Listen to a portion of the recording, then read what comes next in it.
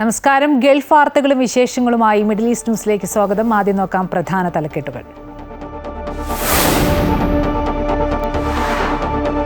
GCC ഉച്ചകോടി നാളെ കുവൈറ്റിൽ. വിവിധ രാഷ്ട്ര നേതാക്കൾ പങ്കെടുക്കും.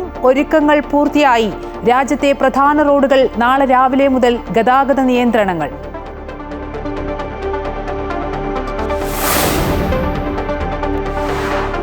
UAE-യിൽ ഇന്ധനവില കുറഞ്ഞു. പുതിയ നിരക്ക് നാളെ മുതൽ പ്രാബല്യത്തിൽ. പുതിയ നിരക്കനുസരിച്ച് ഡിസംബർ മാസം പെട്രോളിന് വില കുറയും. നിരക്കുകൾ പ്രഖ്യാപിച്ചത് UAE ഇന്ധനവില നിർണയ സമിതി.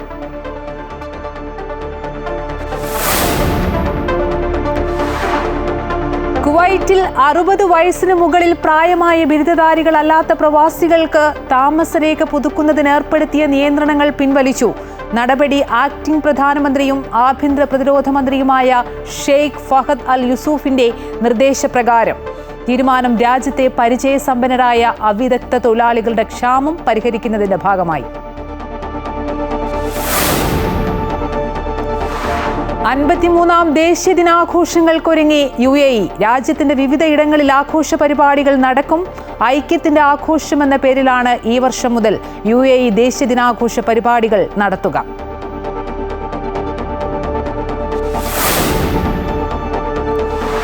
അസഹിഷ്ണുത വർദ്ധിച്ചു വരുന്ന കാലത്ത് ശ്രീനാരായണ ഗുരുവിന്റെ സന്ദേശം ഏറെ പ്രസക്തമെന്ന് ഫ്രാൻസിസ് മാർപ്പാപ്പ. ശിവഗിരി മഠം സംഘടിപ്പിച്ച ശതാബ്ദി സർവമത സമ്മേളനത്തിന് വേദിയായി വത്തിക്കാൻ.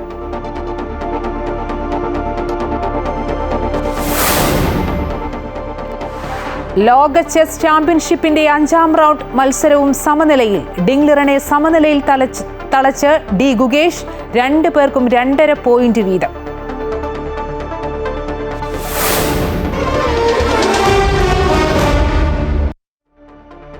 വിശദാംശങ്ങളിലേക്ക്. ആദ്യം ഗൾഫ് വാർത്തകളുമായാണ്.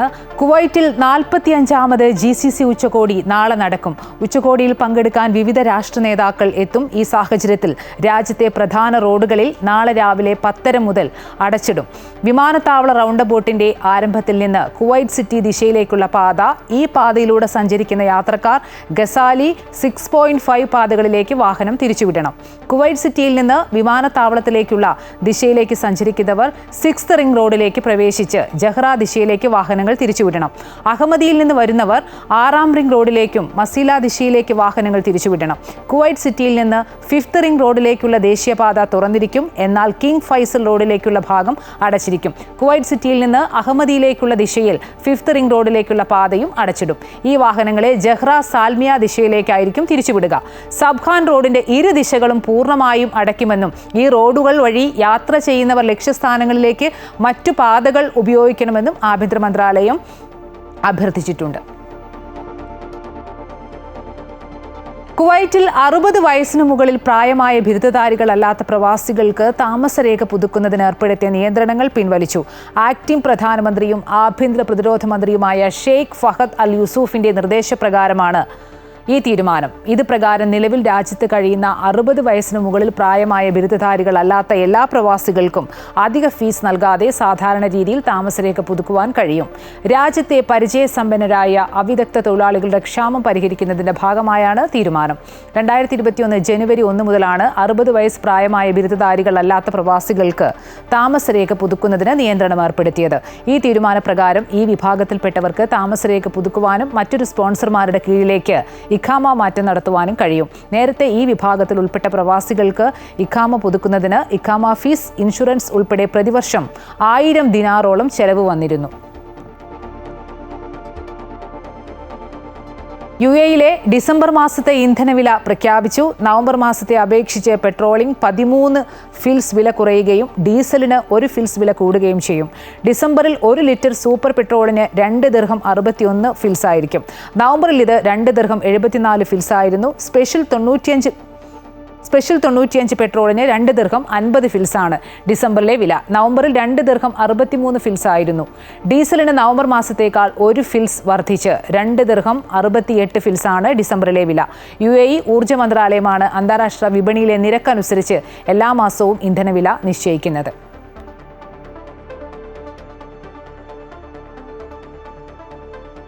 53-ാം ദേശീയ ദിനാഘോഷങ്ങൾക്കൊരുങ്ങി UAE. രാജ്യത്തിന്റെ വിവിധയിടങ്ങളിൽ ആഘോഷ പരിപാടികൾ നടക്കും. ഔദ്യോഗിക പരിപാടികൾ തത്സമയം കാണാനുള്ള അവസരവും രാജ്യമെമ്പാടും ഒരുക്കിയിട്ടുണ്ട്. ഈദ് അൽ ഇത്തിഹാദ് ഐക്യത്തിന്റെ ആഘോഷം എന്ന പേരിലാണ് ഈ വർഷം മുതൽ UAE ദേശീയ ദിനാഘോഷ പരിപാടികൾ നടക്കുക. ഡിസംബർ 2-ന് രാജ്യമെമ്പാടും രാജ്യത്തിന്റെ ഐക്യവും അഖണ്ഡതയും ഉദ്ഘോഷിക്കുന്ന ആഘോഷ പരിപാടികൾ നടക്കും. ദേശീയ ദിനത്തോടനുബന്ധിച്ചുള്ള ഔദ്യോഗിക പരിപാടികൾ പൊതുജനങ്ങൾക്ക് കാണാൻ വിപുലമായ സൗകര്യങ്ങളാണ് രാജ്യമെമ്പാടും ഒരുക്കിയിരിക്കുന്നത്.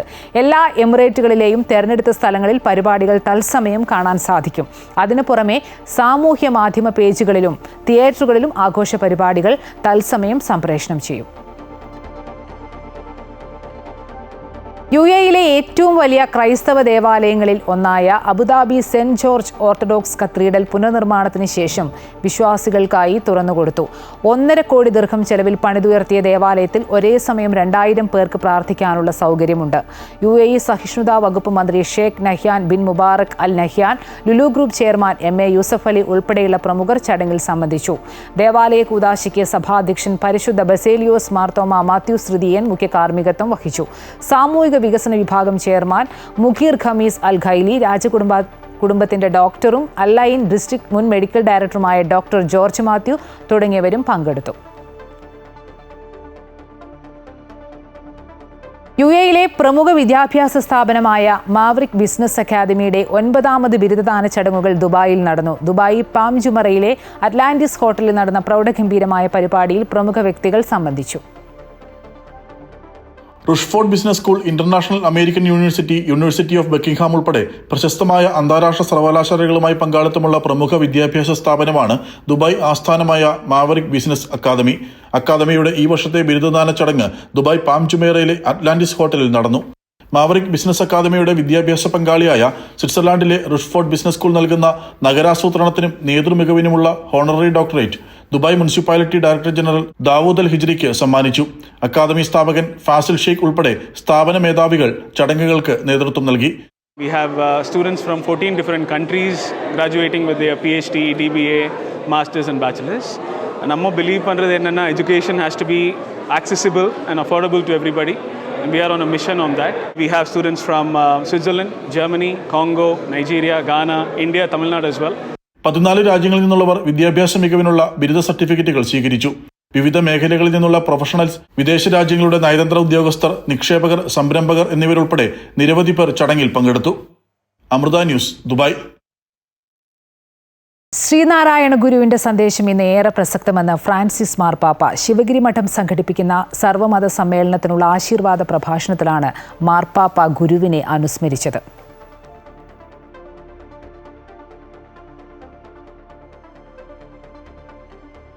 മറ്റു വാർത്തകളിലേക്ക് വന്നാൽ, വയനാട് ഉരുൾപൊട്ടൽ ദുരന്ത ബാധിതരുടെ പുനരധിവാസം വൈകുന്നതുമായി ബന്ധപ്പെട്ട് കേന്ദ്ര സംസ്ഥാന സർക്കാരുകൾക്കെതിരെ നടത്തിയ യൂത്ത് കോൺഗ്രസ് പ്രതിഷേധത്തിൽ സംഘർഷം. പ്രവർത്തകർക്ക് നേരെ പോലീസ് ലാത്തിചാർജ് നടത്തി.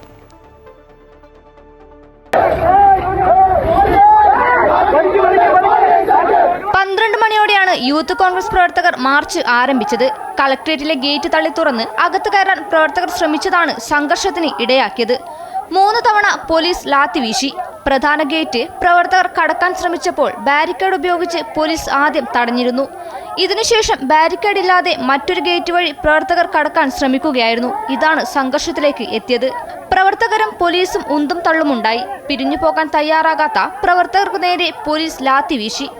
യൂത്ത് കോൺഗ്രസ് ജില്ലാ പ്രസിഡന്റ് അമൽ ജോയിയെ പോലീസ് വളഞ്ഞിട്ട് ആക്രമിച്ചു.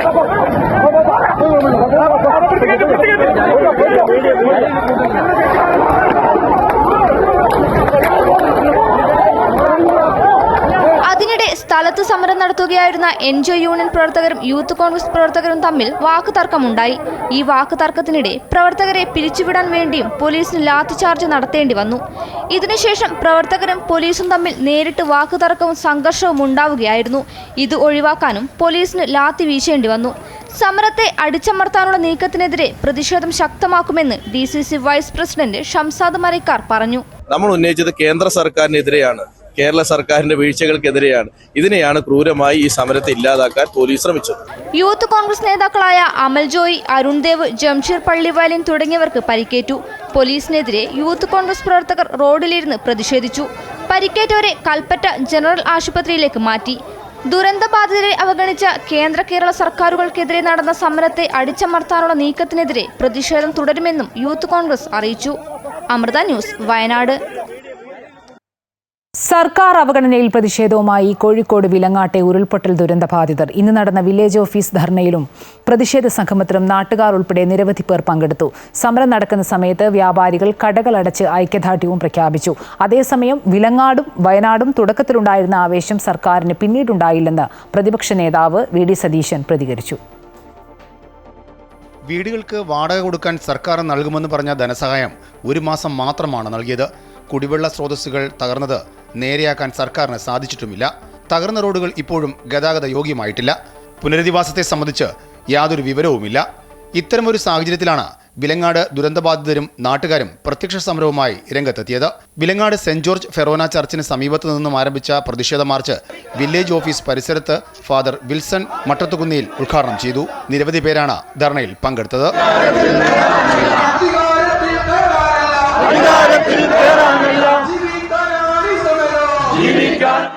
അതേസമയം വയനാടിന് സമാനമായ രീതിയിലുള്ള സഹായം വിലങ്ങാടിനും നൽകണമെന്ന് പ്രതിപക്ഷം നിയമസഭയ്ക്ക് അകത്തും പുറത്തും പറഞ്ഞതാണെന്നും എന്നാൽ 2 ഇടങ്ങളിലും ഇതുവരെയും ഒരു നടപടി ഉണ്ടായിട്ടില്ല എന്നും പ്രതിപക്ഷ നേതാവ് വി.ഡി. സതീശൻ പറഞ്ഞു. തുടക്കത്തിലുള്ള ആവേശം സർക്കാരിന് ഇപ്പോൾ ഇല്ല എന്നും പ്രതിപക്ഷ നേതാവ് കുറ്റപ്പെടുത്തി. നമ്മൾ വിലങ്ങാട് വിഷയവും ഞങ്ങൾ നിയമസഭയ്ക്കകത്തും പുറത്തും അവതരിപ്പിച്ചു. അപ്പോൾ വയനാട് ദുരന്തബാധിതരെ സഹായിച്ചതുപോലെ തന്നെ വിലങ്ങാട് ദുരന്തബാധിതരെ സഹായിക്കുന്ന നിലപാടാണ് ഗവൺമെന്റ് എടുത്തത്. പക്ഷെ ഒന്നും ചെയ്യുന്നില്ല. 100-ലേറെ ഇടങ്ങളിൽ ഉരുൾപൊട്ടലുണ്ടായെന്ന് അധികൃതർ തന്നെ കണ്ടെത്തിയ വിലങ്ങാട്ടെ ദുരന്തത്തിന് 4 മാസം പിന്നിടുമ്പോഴും സർക്കാർ യാതൊരു സഹായവും നൽകാത്തത് എന്താണെന്നാണ് ജനങ്ങളുടെ ചോദ്യം. ആവശ്യങ്ങൾ അംഗീകരിച്ചില്ലെങ്കിൽ കളക്ടറേറ്റിലേക്ക് മാർച്ച് നടത്താനാണ് ദുരന്തബാധിതരുടെയും നാട്ടുകാരുടെയും തീരുമാനം. അമൃത ന്യൂസ്, കോഴിക്കോട്. MP ആയി തെരഞ്ഞെടുക്കപ്പെട്ട ശേഷം പ്രിയങ്ക ഗാന്ധി ആദ്യമായി വയനാട് മണ്ഡലത്തിലെത്തി. വൻ ഭൂരിപക്ഷത്തിൽ തന്നെ വിജയിപ്പിച്ച വയനാട്ടിലെ വോട്ടർമാരെ നേരിൽ കണ്ട് നന്ദി അറിയിക്കാനാണ് പ്രിയങ്കയും ഒപ്പം രാഹുൽ ഗാന്ധിയും മണ്ഡലത്തിലെത്തിയത്. കോഴിക്കോട് തിരുവമ്പാടി നിയോജക മണ്ഡലത്തിൽ നടന്ന ആദ്യ പൊതുസമ്മേളനത്തിലെ ഇരുവരുടെയും പ്രസംഗം വൈകാരികമായിരുന്നു. 2 ദിവസത്തെ പര്യടനത്തിനായാണ് പ്രിയങ്ക ഗാന്ധിയും രാഹുൽ ഗാന്ധിയും വയനാട് മണ്ഡലത്തിൽ എത്തിയത്. കോഴിക്കോട് തിരുവമ്പാടി നിയോജക മണ്ഡലത്തിലെ മുക്കത്തായിരുന്നു ആദ്യ പൊതുസമ്മേളനം. വൻ ഭൂരിപക്ഷത്തോടെ UDF-നെ വിജയിപ്പിച്ച വോട്ടർമാരെ നേരിൽ കണ്ട് നന്ദി അറിയിക്കാൻ എത്തിയ രാഹുൽ ഗാന്ധിയും പ്രിയങ്ക ഗാന്ധിയും വളരെ വൈകാരികമായാണ് പ്രസംഗിച്ചത്. വയനാട്ടിലെ ജനങ്ങൾക്ക് വേണ്ടി അവസാനം വരെ പാർലമെന്റിൽ ശബ്ദമുയർത്തുമെന്നും വയനാട്ടുകാരുടെ ആവശ്യങ്ങളും അഭിലാഷങ്ങളും മനസ്സിലാക്കുന്നതായി അവരിലേക്ക് ഇറങ്ങിച്ചെല്ലുമെന്നും പറഞ്ഞ പ്രിയങ്ക ഗാന്ധി ഏതു സമയവും തന്റെ വീടിന്റെയും ഓഫീസിന്റെയും വാതിൽ വയനാട്ടുകാർക്കായി തുറന്നിടുമെന്നും ജനങ്ങൾക്ക് ഉറപ്പ് നൽകി.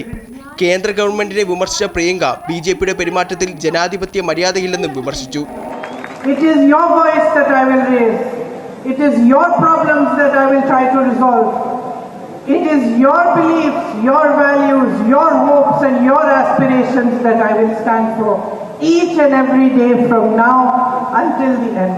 And the behavior of the ruling party, the behavior of the BJP, Mundakkai ചുഴൽമല ദുരന്തത്തിൽ മരണപ്പെട്ടവർക്ക് ആദരാഞ്ജലികൾ അർപ്പിച്ചുകൊണ്ടാണ് ലോക്സഭാ പ്രതിപക്ഷ നേതാവ് രാഹുൽ ഗാന്ധി പ്രസംഗം ആരംഭിച്ചത്.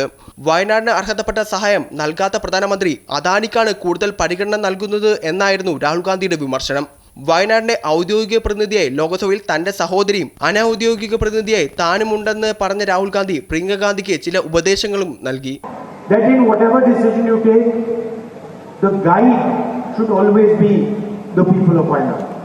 മുണ്ടക്കൈ ചുഴൽമല ദുരന്തത്തിൽ കുടുംബത്തിലെ 11 അംഗങ്ങളെ നഷ്ടപ്പെട്ട നൌഫലിന്റെ കഫേ ജൂലൈ 30 എന്ന വയനാട്ടിലെ കഫേയെക്കുറിച്ചും രാഹുൽ ഗാന്ധി തന്റെ പ്രസംഗത്തിൽ പരാമർശിച്ചു. Naufal from Mepadi, who lost 11 members of his family on July 30th. Few days back he opened a cafe called July 30th. പ്രതിപക്ഷ നേതാവ് VD. Satheesan, AICC general secretary KC Venugopal, K Muraleedharan, Kozhikode DCC president K Praveen Kumar തുടങ്ങിയവർ പരിപാടിയിൽ പങ്കെടുത്തു. Amrita news, Kozhikode. സാമൂഹ്യക്ഷേമ pension തട്ടിപ്പിൽ കർശന നടപടിയുമായി സർക്കാർ. ഉദ്യോഗസ്ഥർക്കെതിരെ വകുപ്പ് തല നടപടി സ്വീകരിക്കാൻ മുഖ്യമന്ത്രിയുടെ അധ്യക്ഷതയിൽ ചേർന്ന ഉന്നതതല യോഗത്തിൽ തീരുമാനം. അനർഹർ കൈപ്പറ്റിയ തുക പലിശ സഹിതം തിരിച്ചുപിടിക്കും. ഒത്താശ ചെയ്തു കൊടുത്ത ഉദ്യോഗസ്ഥർക്കെതിരെയും നടപടി സ്വീകരിക്കും. ഗസറ്റഡ് റാങ്കിലുള്ള ഉദ്യോഗസ്ഥരടക്കം സർക്കാർ ജീവനക്കാർ സാമൂഹ്യക്ഷേമ പെൻഷൻ തട്ടിയെടുക്കുന്നതിന്റെ രേഖകൾ പുറത്തുവന്നതിന് പിന്നാലെയാണ് സർക്കാർ അന്വേഷണം ശക്തമാക്കുകയും നടപടിയെടുക്കുകയും ചെയ്യുന്നത്. മുഖ്യമന്ത്രിയുടെ അധ്യക്ഷതയിൽ തദ്ദേശ ധനമന്ത്രിമാരുടെയും ഉദ്യോഗസ്ഥരുടെയും ഉന്നതതല യോഗം ചേർന്ന് തുടർ നടപടി ശക്തമാക്കാൻ തീരുമാനിച്ചു. തട്ടിപ്പ് കാണിച്ചവർക്കെതിരെ വകുപ്പ് തലത്തിൽ അച്ചടക്ക നടപടിയെടുക്കും. കൈപ്പറ്റിയ തുക പലിശ സഹിതം തിരിച്ചടപ്പിക്കും. ഉദ്യോഗസ്ഥർക്ക് പുറമെ ആഡംബര ജീവിതം നയിക്കുന്നവർക്ക് അനർഹമായി പണം കൈപ്പറ്റാൻ ഒത്താശ ചെയ്തു കൊടുത്ത ജീവനക്കാർക്കെതിരെയും നടപടി സ്വീകരിക്കും. ചില റിപ്പോർട്ടുകൾ വന്നു, അത് സംബന്ധിച്ച് നടപടികൾ സ്വീകരിക്കാനായി ബന്ധപ്പെട്ട ഭരണങ്ങൾക്ക് അയച്ചു കൊടുത്തിട്ടുണ്ട്. അത് ഈ വ്യാജരേഖ മാത്രം സംശയിച്ചല്ല, അപ്പോൾ മരിച്ച ആളുകളുടെ അക്കൗണ്ടിലാണെന്ന് വെച്ചു, ആ അക്കൗണ്ടിലേക്ക് പണം പോകും. ഇതൊന്നും പലപ്പോഴും ആരും റിപ്പോർട്ട് ചെയ്യില്ല. അങ്ങനത്തെയുള്ള കാര്യങ്ങൾ കൃത്യമായി മസ്റ്റർ ചെയ്യുന്നത് എല്ലാ മേഖലയിലുള്ളതാണ് മസ്റ്ററിങ്. അപ്പോൾ മസ്റ്ററിംഗ് ഒക്കെ സാധാരണ ഉള്ളതാണ്. അതൊക്കെ കൃത്യമായി ഈ കാര്യമെല്ലാം നടത്തി കഴിഞ്ഞാൽ ഏറ്റവും അർഹമായ സാധാരണക്കാർക്ക് കിട്ടേണ്ടത് കൃത്യമായി കിട്ടാൻ പറ്റും. മരണപ്പെട്ടവരെ അതത് സമയത്ത് കൺകറിംഗ് മസ്റ്ററിംഗ് നടത്തി ലിസ്റ്റിൽ നിന്ന് ഒഴിവാക്കും. വാർഷിക മസ്റ്ററിംഗ് നിർബന്ധമാക്കും. ഇതിന് ഫേസ് ഓതന്റിക്കേഷൻ സംവിധാനം ഏർപ്പെടുത്തും. വരുമാന സർട്ടിഫിക്കറ്റ്, ആധാർ സീഡിംഗ് എന്നിവ നിർബന്ധമാക്കും. സർക്കാർ സർവീസിൽ കയറിയ ശേഷം മസ്റ്ററിംഗ് നടത്തി ആനുകൂല്യം കൈപ്പറ്റുന്നത് അശ്രദ്ധയല്ല എന്നാണ് മുഖ്യമന്ത്രി യോഗത്തിൽ ചൂണ്ടിക്കാട്ടിയത്. തദ്ദേശ സ്വയംഭരണ സ്ഥാപന അടിസ്ഥാനത്തിൽ ക്ഷേമ പെൻഷൻകാരുടെ അർഹത വിലയിരുത്താനും ധനവകുപ്പ് പരിശോധന തുടരാനും മുഖ്യമന്ത്രി നിർദ്ദേശിച്ചു. Amrita news, Thiruvananthapuram. Saranamritham co-powered by Bharat Lachna Multi-State Housing Cooperative Society Limited in association with GDS Upasana Agarbattis. വ്രതശുദ്ധിയുടെയും നന്മയുടെയും നാളുകൾ പരിശുദ്ധമാക്കാം മിൽമയ്ക്കൊപ്പം. സ്വാമിയേ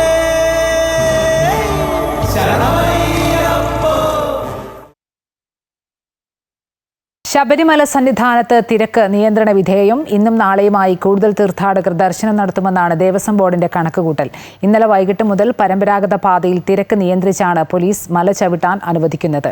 മരക്കൂട്ടം, ശരംകുത്തി എന്നിവിടങ്ങളിലാണ് ഭക്തരെ നിയന്ത്രിച്ച് ദർശനത്തിന് അനുവാദം നൽകുന്നത്.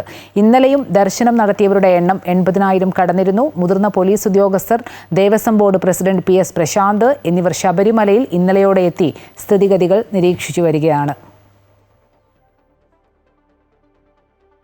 ആഗോള അയ്യപ്പ സംഗമത്തിനൊരുങ്ങി തിരുവിതാംകൂർ ദേവസ്വം ബോർഡ്.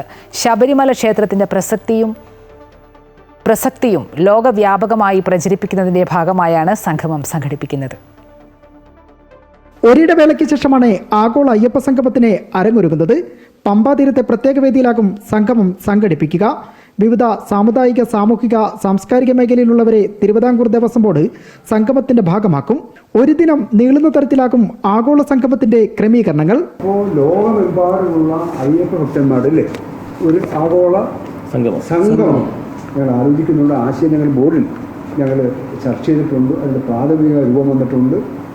ഈ മണ്ഡലകാലത്തിന് ശേഷം ലോകമെമ്പാടുമുള്ള അയ്യപ്പന്മാരുടെ devotees Ayyappa across the world എന്ന് പറയുന്ന രീതിയിൽ നമുക്ക് സംഗമത്തിനോട് ആലോചിക്കുന്നുണ്ട്. ആശയം പങ്കിടുക. ബാക്കി ഡീറ്റെയിൽസ് ഒക്കെ പിന്നീട് ഞങ്ങൾ അറിയാം. സംഗമത്തിന്റെ വിശദാംശങ്ങൾ നിശ്ചയിക്കാനായി തുടരാലോചന യോഗങ്ങൾ അടുത്ത ദിവസങ്ങളിൽ ദേവസ്വം ബോർഡ് ചേരും. മകരവിളക്കിന് മുൻപായി സംഗമം നടത്താനാണ് ദേവസ്വം ബോർഡിന്റെ തീരുമാനം. അമൃത ന്യൂസ്, സന്നിധാനം. ശബരിമല തീർത്ഥാടനം ആദ്യഘട്ടം പിന്നിടുമ്പോൾ മികച്ച സേവനം കാഴ്ചവെക്കുന്ന കേരള പോലീസിന് ഭക്തരുടെ ബിഗ് സല്യൂട്ട്. രാപ്പകൽ വ്യത്യാസമില്ലാതെ 24 മണിക്കൂറും സുരക്ഷയൊരുക്കിയും സ്വാമിമാർക്ക് കൈത്താങ്ങായും പോലീസ് സ്വാമിമാർ സദാ ജാഗരൂകരാണ്.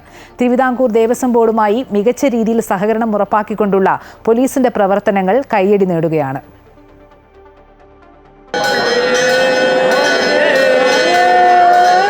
ശബരിമല തീർത്ഥാടന വഴികളിൽ കറുപ്പണിഞ്ഞ സ്വാമിമാർ കഴിഞ്ഞാൽ പിന്നെ കാക്കിയിട്ട പോലീസ് സ്വാമിമാരെയാണ് ഏറെയും കാണാനാവുക. സന്നിധാനത്തെത്തിയാൽ പിന്നെ എവിടെ തിരിഞ്ഞാലും പോലീസാണ്. ഈ കാനന നടുവിൽ ഭക്തർ വിളിച്ചാൽ വിളിപ്പുറത്തു തന്നെയുണ്ട് പോലീസ് സ്വാമിമാർ.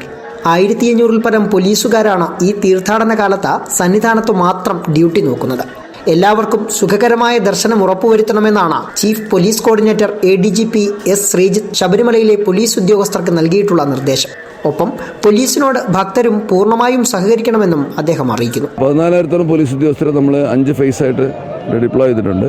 ബുദ്ധിമുട്ടുകളൊന്നും നമ്മൾ കാണുന്നില്ല. ഫ്രീ ഫ്ലോ ആണ്. നിങ്ങളിപ്പോൾ കാണുന്നുണ്ടാവും. വേറെ പ്രശ്നങ്ങളൊന്നുമില്ല. അപ്പോൾ ഇന്നിപ്പോൾ നമ്മൾ ഇതിനേക്കാൾ കൂടുതൽ ആൾക്കാർ വന്നാലും ഞങ്ങൾ തയ്യാറാണ്. അപ്പോൾ അതിൽ ഭക്തജനങ്ങൾ ഞങ്ങളുമായിട്ട് സഹകരിച്ചിട്ട് എല്ലാ പടിയും തൊട്ട് തൊഴുക എന്നുള്ള പരിപാടിയൊക്കെ ഒന്ന് വേണ്ടാന്ന് വെക്കണം.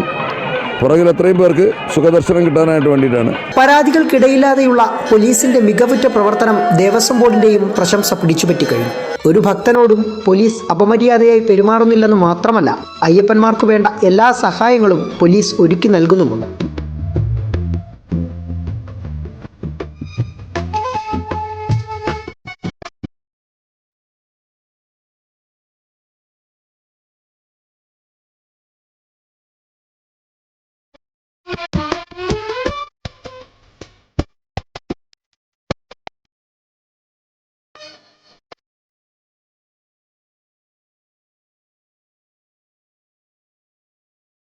സന്നിധാനവും പരിസരവും പൂർണ്ണമായും അത്യാധുനിക സംവിധാനങ്ങളോടെയുള്ള CCTV നിരീക്ഷണത്തിലാണെന്നും പിടിച്ചുപറിയും മോഷണവും അടക്കം തടയുന്നതിനായി പരിശീലനം സിദ്ധിച്ച മികച്ച സേനാംഗങ്ങളെയാണ് നിയോഗിച്ചിട്ടുള്ളതെന്നും ശബരിമല സ്പെഷ്യൽ ഓഫീസർ KE ബൈജുവും പറയുന്നു. അപ്പോൾ നമ്മൾ കരുതുന്ന ഒരു മിനിറ്റിൽ 80 പേര് കയറണം എന്നുള്ളൊരു കണക്കാണ് ഡ്യൂട്ടിയുടെ എഫിഷ്യൻസി കൂട്ടുന്നത്.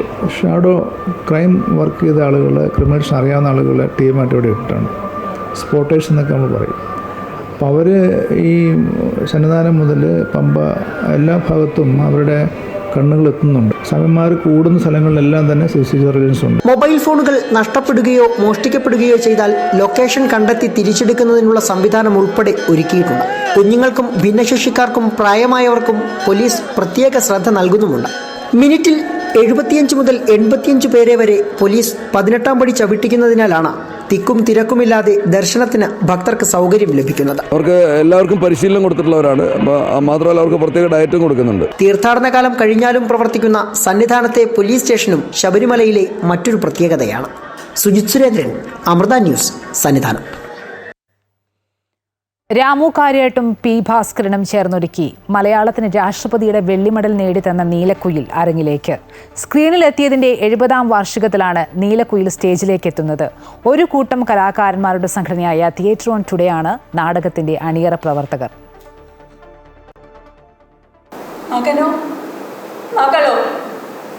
മകൻ എന്റെ മനസ്സിൽ നിന്ന് പറിച്ചെറിഞ്ഞു കളഞ്ഞ എന്റെ മകൻ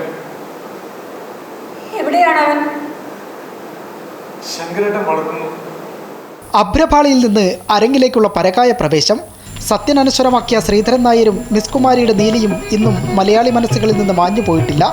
ഒടുവിൽ സിനിമയുടെ വെള്ളി വെളിച്ചം വിട്ട് നീലക്കുയിൽ 7 പതിറ്റാണ്ടുകൾക്കിപ്പുറം നാടകമായി സ്റ്റേജിലേക്ക്. ഈ പാപത്തിന്റെ ഫലമാണ് ഞാൻ നിസ്സന്ധതയാകാൻ കാരണം. എനിക്ക് അവനെ വേണം. എവിടെ ഉണ്ടെങ്കിലും കൂട്ടിക്കൊണ്ട് വരണം.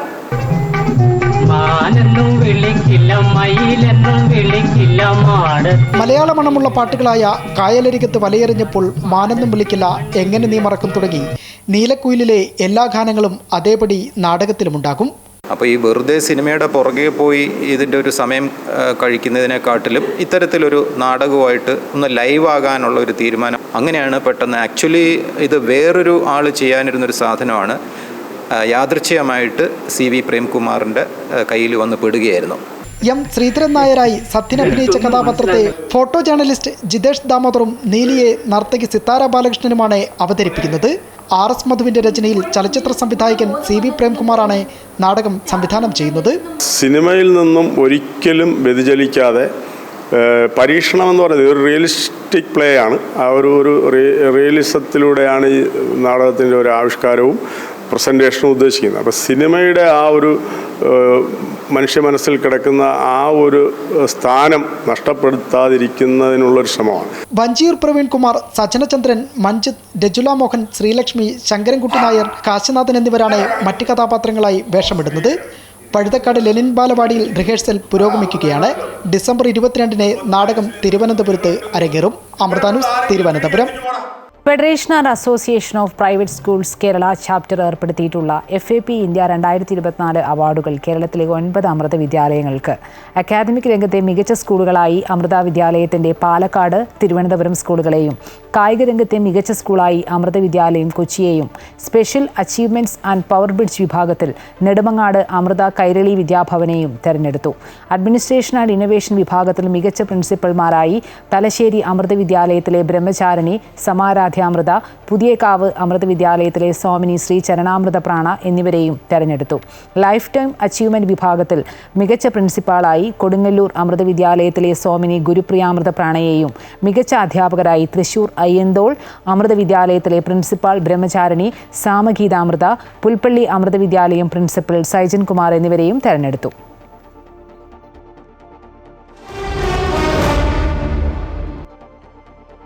ഒരു മാസക്കാലമായി ജിദ്ദയിൽ നടന്നുവരുന്ന ജിദ്ദ മലപ്പുറം KMCC സംഘടിപ്പിക്കുന്ന നയൻസ് സോക്കർ സീസൺ 1 മത്സരങ്ങളുടെ കലാശപ്പോരിൽ കൊണ്ടോട്ടി മണ്ഡലം KMCCക്ക് കിരീടം. ഏകപക്ഷീയമായ 1 ഗോളിനാണ് കൊണ്ടോട്ടി ജേതാക്കളായത്. വൻ ജനപങ്കാളിത്തം കൊണ്ട് ടൂർണമെന്റ് ഏറെ ശ്രദ്ധിക്കപ്പെട്ടു. ജിദ്ദ അൽ മഹജറിൽ എംപയർ സ്റ്റേഡിയത്തിൽ മലപ്പുറം ജില്ലയിലെ 16 മണ്ഡലങ്ങൾ നേർക്കുനേർ നടന്ന വാശിയേറിയ ജില്ലാ സോക്കർ സീസൺ 1 ഫൈനൽ മത്സരത്തിൽ ഏകപക്ഷീയമായ ഒരു ഗോളിനാണ് അഹദാബ് സ്കൂൾ കൊണ്ടോട്ടി മണ്ഡലം ജേതാക്കളായത്. മലപ്പുറം മണ്ഡലമായിരുന്നു എതിരാളികൾ. ഇരു ടീമുകളും മനോഹര മത്സരമാണ് ഫൈനലിൽ കാഴ്ചവെച്ചത്. എംപയർ സ്റ്റേഡിയത്തിൽ തന്നെ നടന്ന അണ്ടർ 17 മത്സരത്തിൽ JC1-നെതിരെ 2 ഗോളുകൾക്ക് തോൽപ്പിച്ച് അമിഗോസ് FC ജേതാക്കളായി. സാംസ്കാരിക പരിപാടി അഹമ്മദ് പാളയാട്ട് ഉദ്ഘാടനം ചെയ്തു. ജിദ്ദ മലപ്പുറം ജില്ലാ KMCC പ്രസിഡന്റ് ഇസ്മായിൽ മുണ്ടുപറമ്പ് അധ്യക്ഷത വഹിച്ചു. ജനറൽ സെക്രട്ടറി നാണി ഇസാഖ് ആമുഖ പ്രഭാഷണം നടത്തി. പരിപാടിയിൽ അലി മുഹമ്മദ് അലി VP-യെ ആദരിച്ചു. ജബ്ബാർ ഹാജി കൊണ്ടോട്ടി, കുഞ്ഞിമോൻ കാക്കിയ, CK കുഞ്ഞിമരക്കാർ, PA അബ്ദുറഹ്മാൻ, അസ്രഫ് മുല്ലപ്പള്ളി തുടങ്ങിയവർ സംസാരിച്ചു. ജില്ലാ മണ്ഡലം KMCC ഭാരവാഹികൾ പരിപാടിക്ക് നേതൃത്വം നൽകി. Saudi national, Jeddah, Makkah central KMCC നേതാക്കൾ, ജിദ്ദയിലെ വിവിധ തുറകളിൽപ്പെട്ട സാമൂഹിക സാംസ്കാരിക നേതാക്കൾ എന്നിവർ പരിപാടിയിൽ പങ്കെടുത്തു. സുൽഫിഖറുദായി, അമൃത ന്യൂസ്, ജിദ്ദ. ലോക ചെസ് ചാമ്പ്യൻഷിപ്പിന്റെ 5ാം റൗണ്ട് മത്സരവും സമനിലയിൽ. നിലവിലെ ജേതാവ് ഡിംഗ്ലറിനെ സമനിലയിൽ തളച്ച ഇന്ത്യയുടെ D ഗുകേഷ്. 14 മത്സരങ്ങളാണ് ചാമ്പ്യൻഷിപ്പിലുള്ളത്. ആദ്യം 7.5 പോയിന്റ് ലഭിക്കുന്ന ആൾക്കാണ് ലോക ചെസ് കിരീടം സ്വന്തമാക്കാൻ സാധിക്കുക. ഇപ്പോൾ 2 പേർക്കും 2.5 പോയിന്റ് വീതമാണുള്ളത്.